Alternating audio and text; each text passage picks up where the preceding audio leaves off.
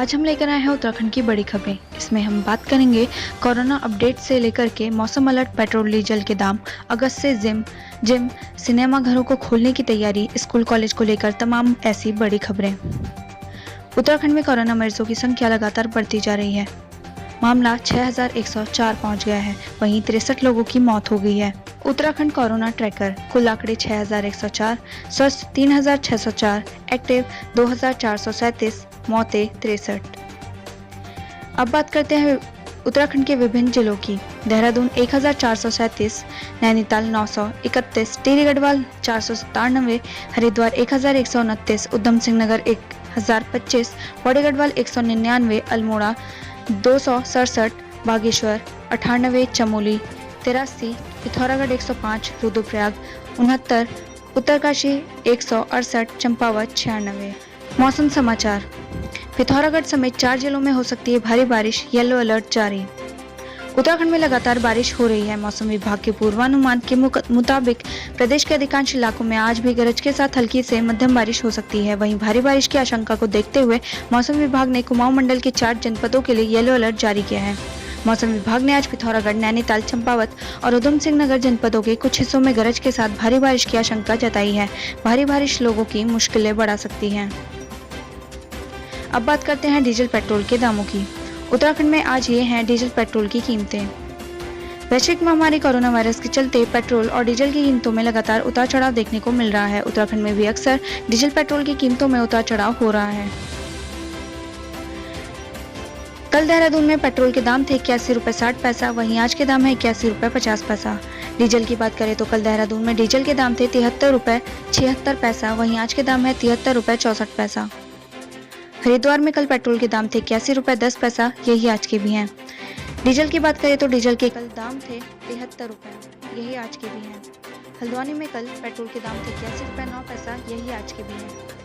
Diesel के कल के दाम थे 73 रुपए 25 पैसा, यही आज के भी हैं। भूमिया मंदिर की है विशेष महत्ता। नाग देवता के पूजन मात्र से पूरी होती है मनोकामनाएं। भगवान शिव का ससुराल कनखल के बारे में मान्यता है कि यहाँ के कण में भगवान शिव बसते हैं। इसी कनखल में भगवान शंकर के कई ऐसे सिद्ध स्थान भी हैं जिसके बारे में बहुत ही कम लोग जानते हैं। भूमिया मंदिर ऐसे ही एक स्थान है। भूमिया मंदिर की मान्यता है कि जब मां सती ने हवन कुंड में कूदकर अपने शरीर का त्याग किया था, उस वक्त भगवान शिव के क्रोध से धरती भी डोल गई थी। तभी देवी देवताओं के आग्रह करने पर इस स्थान पर भगवान शिव ने अपनी मृगशाला रखी थी, जिसके बाद पृथ्वी का डोलना बंद हो गया था। कहा जाता है कि जो भी यहाँ सांप की पूजा करता है उसके सभी कष्ट दूर हो जाते हैं। पौराणिक काल से इस स्थान पर की गई पूजा का विशेष महत्व माना जाता है। हेड कांस्टेबल की नियमावली से भी हटेगा अब प्रदेश में पेंच। प्रदेश में उप निरीक्षक की सेवा नियमावली पर विवाद समाप्त होने के बाद अब जल्द ही हेड कांस्टेबल समेत अन्य लंबित सेवा नियमावलियों से भी पेच हटने की उम्मीद बलवती हो गई है। इससे प्रदेश में नए पदों पर भर्ती प्रक्रिया जल्द शुरू हो सकेगी। पुलिस विभाग ने बीते वर्ष तकरीबन 1750 नई भर्तियों की जानी प्रस्तावित की थी। नैनी झील के जलस्तर ने तोड़ा 30 वर्ष का रिकॉर्ड।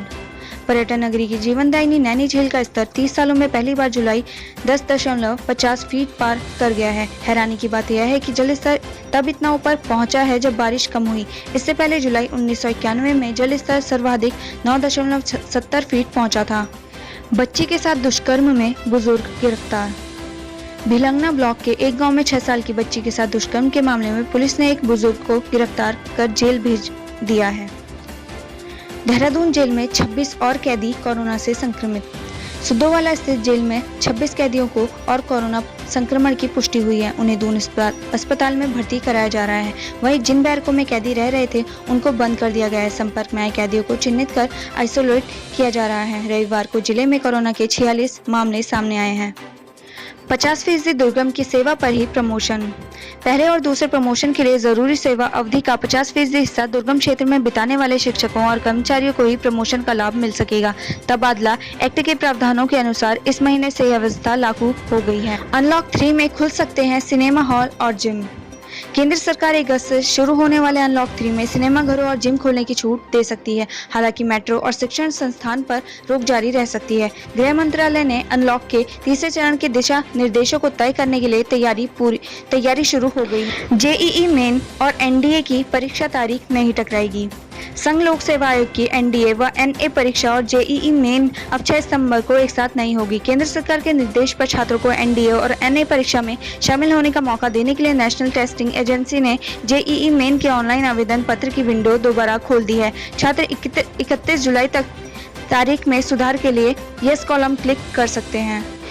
उत्तराखंड बोर्ड बिना परीक्षा दिए पास होंगे 700 छात्र, 29 को आएगा रिजल्ट। उत्तराखंड बोर्ड की हाई स्कूल और इंटरमीडिएट परीक्षा में इस बार पहली बार 700 से अधिक छात्र बिना परीक्षा दिए पास होंगे। शिक्षा निदेशक आर.के. कुंवर के मुताबिक परीक्षा परिणाम 29 जुलाई को सुबह 11 बजे घोषित किया जाएगा। सरयू के संगम में एक साथ जली 3 चिताएं। सुयालबाड़ी में हुए सड़क हादसे में मारे गए तीनों लोगों का रविवार को सरयू गोमती संगम तट पर अंतिम संस्कार किया गया। तीनों के शवों को शनिवार की रात घर लाया गया था। उनकी अंतिम यात्रा में क्षेत्र के कई गांवों से लोग पहुंचे। एक साथ 3 चिताओं को जलता देखकर हर किसी की आंखों में आंसू आ गए। 17 साल बाद नहीं दिखेगी नंदा महोत्सव की धूम। नंदा देवी महोत्सव के आयोजन को लेकर चल रहा संशय खत्म हो गया है। रविवार को महोत्सव के आयोजन को लेकर रामलीला कमेटी की बैठक में चर्चा हुई। तय यह हुआ कि कोरोना संक्रमण को देखते हुए इस साल नंदा देवी महोत्सव नहीं मनाया जाएगा। उसके स्थान पर तालीम भवन में पदाधिकारी सांकेतिक पूजा करेंगे। छुट्टी से आने वाले कार्मिकों को कराना होगा मेडिकल। जिलाधिकारी रंजना राजगुरु ने कहा है कि राजकीय अधिकारी व कर्मचारियों के अवकाश लेकर मुख्यालय से बाहर जाने के कई प्रकरण संज्ञान में आ रहे हैं, जिनके वापस लौटने पर संक्रमण का खतरा भी बढ़ सकता है। उन्होंने कहा कि आगे से छुट्टी काटकर आने वाले वापस लौटने वालों को अनिवार्य रूप से स्वास्थ्य परीक्षण करवाना होगा। सेब का समर्थन मूल्य ₹9 किलो। राज्य के सेब उत्पादकों से सी श्रेणी के सेब को सरकार ₹9 किलो के हिसाब से खरीदेगी। रविवार को कृषि एवं उद्यान मंत्री सुबोध उनियाल ने सेब के समर्थन मूल्य के प्रस्ताव को मंजूरी दी। पिछले साल सी ग्रेड सेब का समर्थन मूल्य ₹8 प्रति किलो था। सुबोध ने बताया कि माल्टा का समर्थन मूल्य को भी मंजूरी दे दी गई है। दरोगा समेत 5 पुलिसकर्मी संक्रमित। जिले में लंबे समय से कोरोना योद्धा की भूमिका निभाते आ रहे पुलिसकर्मी अब लगातार कोरोना से संक्रमित हो रहे हैं। रविवार को जिले में एक दरोगा समेत 5 पुलिसकर्मी कोरोना पॉजिटिव निकले। इनमें से एक महिला आरक्षी भी शामिल है। अंधेरी रात में गाना गाकर सोने की कोशिश करता हूँ, अमिताभ। कोरोना संक्रमण का इलाज करा रहे महानायक अमिताभ बच्चन को नानावती अस्पताल में अकेलापन कचोट रहा है। अमिताभ ने रविवार को ब्लॉग में अनुभव साझा करते हुए लिखा कि जानलेवा बीमारी के मुकाबले किसी से न मिल पाने की बेबसी मरीज की मानसिक सेहत पर भारी पड़ती है। वहीं पिथौरागढ़ जिले में एक सप्ताह में 175 परिवार बेघर। पिथौरागढ़ जिले की मुनस्यारी और धारचूला तहसील में एक सप्ताह के भीतर आपदा में 175 परिवार बेघर हुए हैं। आपदा की मार सह रहे प्रभावितों ने खतरे को देखते हुए अपना घर छोड़ना पड़ा है। बावजूद इसके प्रभावितों को राहत पहुंचाने के दावे करने वाली सरकार व प्रशासन उनके लिए पक्के टेंट नहीं दे सकी। बारिश से रेस्क्यू में रुकावट, नहीं मिले दंपत्ति। भारी बारिश के कारण टांगा में रेस्क्यू अभियान सुबह के समय प्रभावित रहा। मौसम का साथ मिलने के बाद रेस्क्यू तो शुरू हुआ, लेकिन देर शाम तक टीम को लापता पति पत्नी का सुराग नहीं मिल सका। समय अधिक हो जाने के साथ ही अब रेस्क्यू में भी मुश्किलें सामने आ रही हैं। रविवार को मुनस्यारी सहित पूरे क्षेत्र में बारिश रही। टांगा में भी बारिश के कारण रेस्क्यू टीम सुबह तय समय पर नहीं पहुंच पाई। सुबह 10 बजे के बाद किसी तरह टांगा पहुंची टीम ने रेस्क्यू शुरू किया। पूरे दिन चले अभियान के बावजूद टीम देर शाम तक मलबे में दफन पति पत्नी का सुराग नहीं लगा सकी। त्रिवेंद्र ने किया शूटिंग का उद्घाटन। मुख्यमंत्री त्रिवेंद्र सिंह रावत ने मुख्यमंत्री आवास में शूट की जा रही हिंदी फीचर फिल्म विश का मुहूर्त शॉट का उद्घाटन किया। फिल्म के निर्माता भंवर सिंह पुंडेर और निर्देशक राकेश सावंत हैं। फिल्म की शूटिंग लगभग 1 माह उत्तराखंड में होगी। नेपाल ने कब्जे के बाद बॉर्डर पर बढ़ाई निगरानी। टनकपुर के पास नो मैंस लैंड में नेपाली नागरिकों ने तार बाड़ का कार्य पूरा कर लिया है। रविवार को मौके पर कोई कार्य नहीं हो रहा था। नेपाली नागरिक तार बाड़ की देखरेख में दिन भर नो मैंस लैंड के इर्द गिर्द घूम रहे हैं। भारतीय क्षेत्र में चहलकदमी करने वाले हर शख्स की वह लोग निगरानी कर रहे हैं। फोटो या वीडियो बनाने पर नेपाली नागरिक आक्रामक हो रहे हैं। ब्रह्मदेव में नेपाल की पुलिस के अलावा APF को भी तैनात कर दिया गया है। कोरोना में अंतिम वर्ष की परीक्षा कराने का विरोध जारी। एचएनबी गढ़वाल केंद्रीय विवि प्रशासन द्वारा अंतिम वर्ष के छात्रों की 1 सितंबर से परीक्षा कराए जाने के निर्णय का लगातार छात्र संघ एवं विवि के छात्र विरोध कर रहे हैं। मुख्य नियंता गढ़वाल विवि ने छात्र संघ के साथ वार्ता की, किंतु छात्र संघ अध्यक्ष ने परीक्षा तिथि को रद्द करते हुए असाइनमेंट के आधार पर परीक्षा परिणाम घोषित करने की मांग की। कहा है कि सोमवार तक विवि प्रशासन अंतिम वर्ष के छात्रों के परीक्षा मामले में निर्णय नहीं लेता तो धरना प्रदर्शन किया जाएगा। परीक्षा परिणाम घोषित किया।